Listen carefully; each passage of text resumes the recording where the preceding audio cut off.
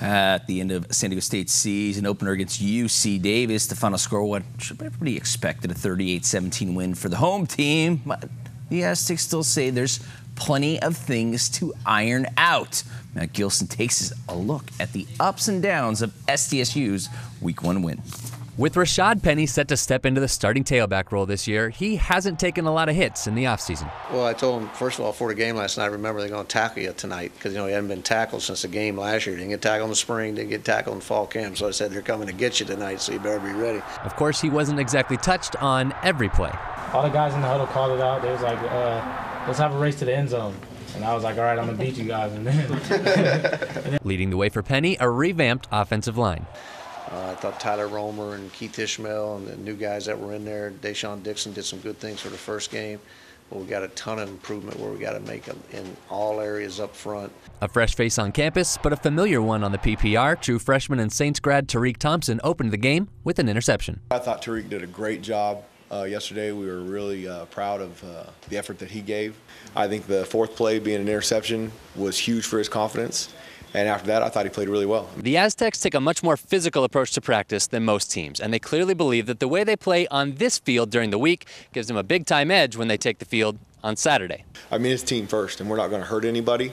But if there's a ball up in the air to compete, we're going to go get it. And if that means going through the receiver, it means going through the receiver, which that's not allowed all places. They'll take every edge they can get this Saturday against Arizona State. Obviously, they'll have, better athletes. Much more athletic. They're bigger, faster, stronger. They play in the Pac-12. We talk about it all the time. We want to compete with these boys and show that we're the best. So our kids are excited to play. I mean, we're excited to get on the field out there with them and compete against them and see what happens. From Montezuma Mesa, Matt Gilson, KUSI Sports.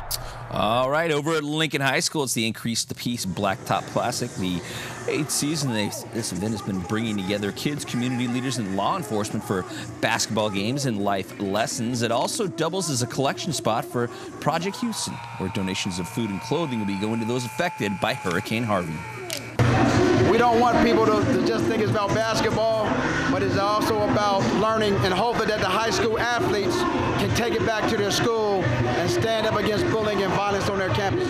A young lady by the name of Jerica Williams, who went to Mount McGill, got with me about Project Houston, donate items for residents of Houston, toothpaste, clothes, anything that can help people in Houston, and it's just all part of San Diego giving back.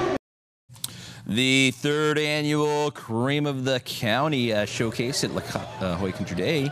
And here's the seniors game. First half, it's Isaiah Morris from Vista goes between his legs to San Diego High's Thomas Marcus hits the 3. Game MVP and Castle Park Trojan Adrian Lee plays a little string music from long range. And how about Marcus on the other side throwing down the two-handed jam. Black team wins it 93-86. We're getting no love. This is a step up for us. I just want to put it off for my team, for you guys. It's tremendous. I got in the weight room, everything. I worked on my handles, everything. Everything's paying off.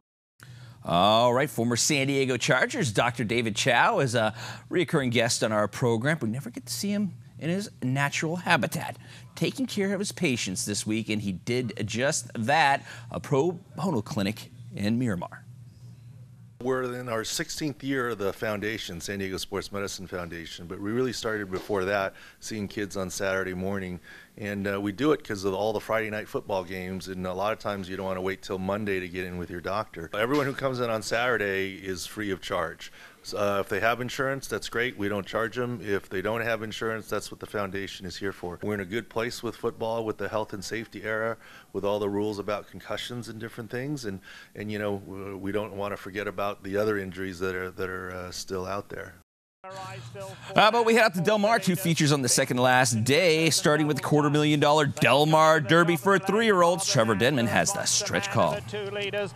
Colonist looks for room, and now Sharp Samurai on the grandstand side, coming home strongly. Sharp Samurai in the red down the center of the track now grabs the lead, coming with a late run as Fashion Business. Sharp Samurai, big score, coming with a late run as well. Bowie's hero at the rail. Sharp Samurai, and Gary Stevens have won the Del Mar Derby. That's right, Sharp Samurai, your winner with Gary Stevens aboard the 3-year-old Bay Gelding, trained by Mark Glatt, paying $660 for the win.